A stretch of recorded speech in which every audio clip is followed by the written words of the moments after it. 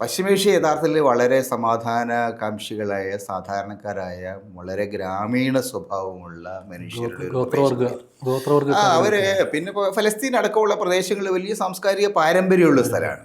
അവിടെ ഒലീവ് കൃഷിയും അതുപോലെ എണ്ണപ്പനപ്പ് കൃഷിയും മറ്റ് കൃഷികളുമായിട്ട് പിന്നെ മത്സ്യബന്ധം പോലെയുള്ള കാര്യങ്ങൾ, മുത്തുവാരൽ അതൊരു വളരെ പ്രധാനപ്പെട്ട, ഈ എണ്ണ വരുന്നതിനും അവരുടെ പ്രധാനപ്പെട്ട തൊഴിലുള്ളത് മുത്തുവാരലായിരുന്നു.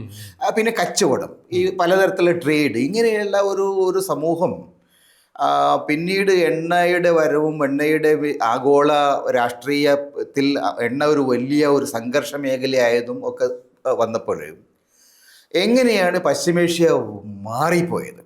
ഈ മാറ്റത്തിനിടയിൽ ഈ ഇസ്രായേൽ 67 യുദ്ധം മുതൽ ഇസ്രായേൽ അവിടെ നടത്തിയിരുന്ന കടന്നാക്രമണങ്ങളുടെ സ്വഭാവം, ഇസ്രായേൽ എങ്ങനെ ഒരു വലിയൊരു ഭീകരശക്തിയായിട്ട് അവിടെ മാറി എന്നുള്ളത്, എങ്ങനെയാണ് അറബികളുടെ ജീവിതത്തെ അവരുടെ പിന്നെ നിരന്തരമായിട്ടുള്ള കടന്നാക്രമണം, അമേരിക്കയുടെ ആസൂത്രണം എങ്ങനെയാണ് അവരുടെ സാമൂഹിക ജീവിതം തകർത്തതെന്നുള്ളത്.